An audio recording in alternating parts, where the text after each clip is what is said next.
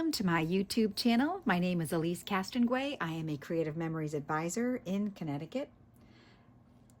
In this episode, I will be demonstrating project recipe number 3 from the 52 Scrapbooking Project Recipes.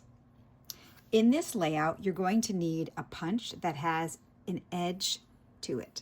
So an edge style punch. Here, the demonstrator or advisor used the mandala border punch. For today, I'm going to be using the geometric frame punch, and you will also need your 12-inch trimmer. For your base pages, you can either use 2 of the same pieces, or you can use 1 designer piece and 1 piece of cardstock. I'm going to use 2 that match. It works well for my paintball layout. In addition to your base pages, you're going to be cutting 2 designer papers and 1 sheet of cardstock. In both designer paper 1 and 2, you will be using both sides. So please make sure that you like all 4 sides facing up together. To get started, I'm going to use designer paper number 1. And I like this paper because it has a 1-inch pattern on it. So I am beginning my cuts first. So to begin, I'm going to cut at 1 inch. Can you see this? I think you can. I'm going to leave it right there. So I'm going to cut 1 inch.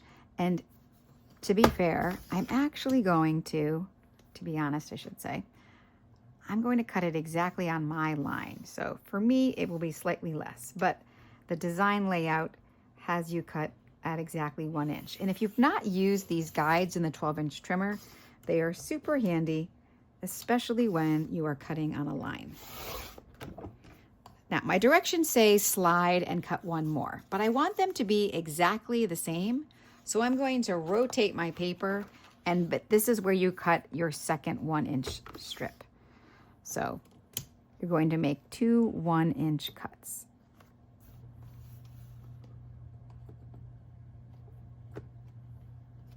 And if you have a pattern, you just want to line it up and make sure it is going to cut exactly where you want it to. Okay, let's see. Just triple checking. Okay, and there we go.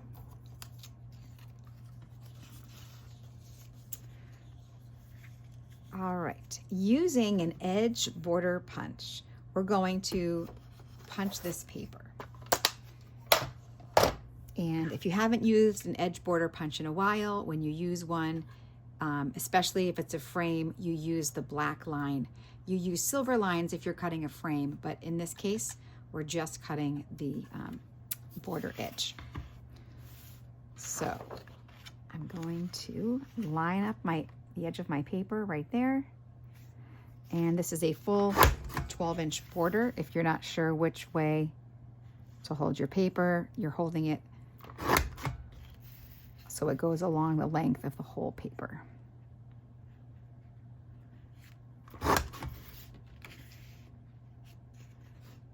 This geometric frame punch has been around for a while, and it's great because it's universal. I'm using this on a paintball page, and paintball is pretty specific, so it's nice to have something that works well. Okay, now you're going to take that punched border, you're going to rotate it, and you're going to cut it in half in the trimmer. So cut at 6 inches. And I believe my directions are still here so you can see them nicely.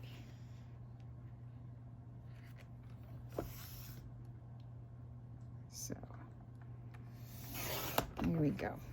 And if you use an edge like this, it cuts it exactly in half. An edge punch. Okay. that's the end of designer paper number 1. Moving on to designer paper number 2. You really want to make sure, and in both of these, that you have an all over pattern, because in this case, you're going to be rotating your paper and showing it in different directions. So you want a pattern that could be seen in any direction. The first thing we're going to do is cut the piece at 7.5 inches.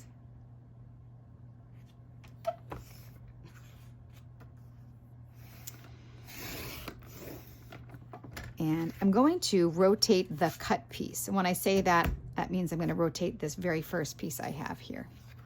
And I'm going to cut it at 6 inches.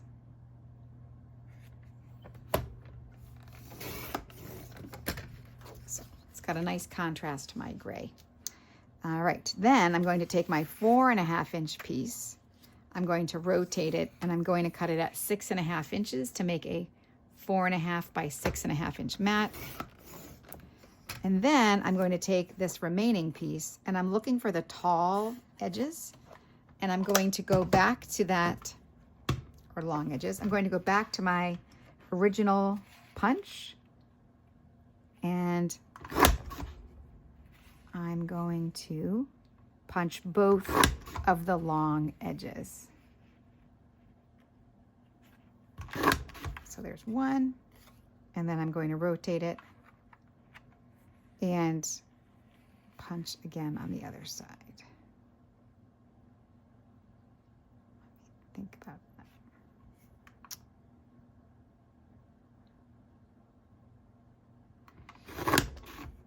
that. In this layout, and I'm just going to mention this now before you do your cuts, I just want to show this to you really quick.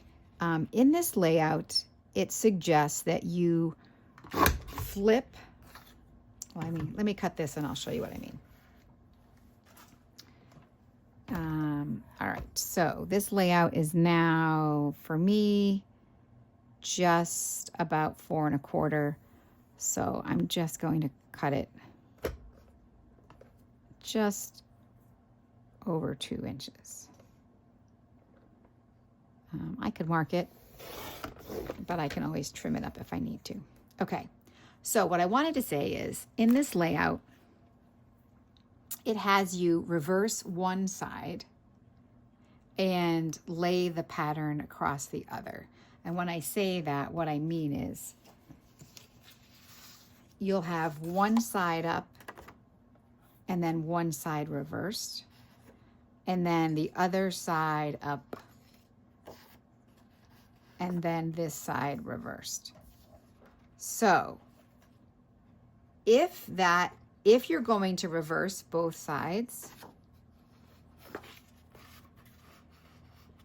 then when you make your punch, you want to make it so that if you start on one end and you rotate it, you want to start on the opposite end, because I'm not planning to rotate mine, but if you are, and you do what I did, when you go to reverse it, you're going to have one that lines up like this and one that lines up like that. And maybe that's okay for you, but for me, I did it specifically so I could have two flat edges one way or the other. So I'm just going to show that again. When you first punch this piece, you're going to want to, you put it in whichever direction you decide. And then when you go to rotate it over, let me take a piece of scrap paper. So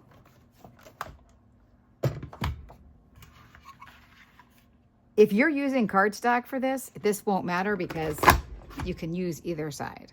So what I'm saying is, if your first piece here of directional paper, if this is where you started, your 6 inches, then when you go to punch, you want to start on this side, because your pattern will run out and you want them to be on reverse corners. I hope that makes sense. Okay. Moving on to our third piece, which is our, it may make sense when I go to put this all together for you, which is our piece of cardstock. I used Copper Shimmer for this last piece. This was from the Copper Canyon paper pack, secret box. All right, I'm going to make my first cut here at 6.5 inches. I'm hoping that you can still see that right there. 6.5 inches is the first cut. I'm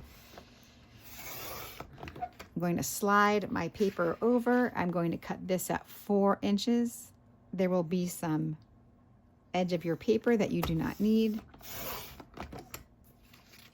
I'm going to go back and take my 6.5 inch strip, and I'm going to rotate it and cut it at 4.5 inches.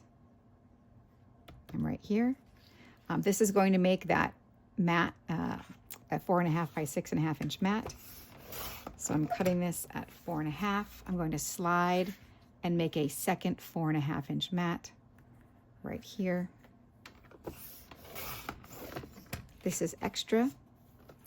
Then I'm going to take my 4 inch strip here, and you're going to cut it at 4 inches and at 4 inches. And that is to make two 3.5 by 3.5 photos. I'm not going to make that cut for mine because I don't actually have 2 photos for this layout. So I'm going to make it one big strip. But right now, if you're going to do 2 4 inch, you're going to two 3.5 inch photos or 3 3/4 inch photos. You're going to cut it at 4, slide it, and cut it at 4 again. I'm going to leave it as one big strip. It'll give me a spot to journal. Okay, that is the end of your cuts. And I will dry paper piece this for the video, and then I will show you my final. So you take your first pieces, your base pages, and I'm just going to lift this a little bit. I think I'm all in there.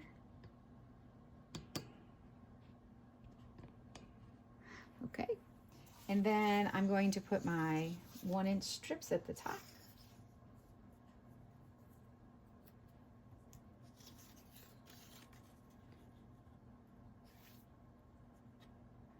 All right, and then I'm going to take these first punched pieces and I'm going to lay them right here. And I'm going to line them up at about 3. Oh no, I apologize. This goes all the way to the bottom. That's nice. I do like my 13-inch mats that I know some of you have seen. I have duct tape attached to them so they always stay together. So these lay down exactly there. And then your next pieces are these pieces. And so I didn't want to have one up and one down because I thought with this light background it would be too much white. I did my best to really pre-plan this layout as much as I could. And then you take your decorative pieces and you're going to lay them on top. And I think I need to go back and trim this.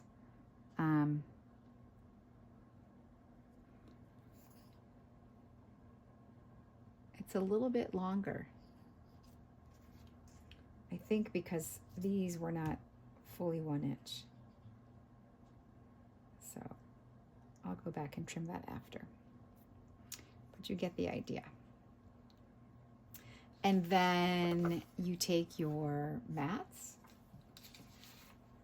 So here's my 4.5 by 6.5 inch mat.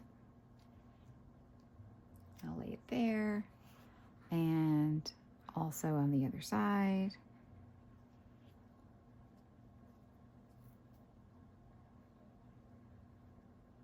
And then my vertical mat. This is where I will happily flip it over to provide nice contrast. And then, as I mentioned before, instead of doing 2 4x4s, I'm going to leave this as a long strip so that I can journal.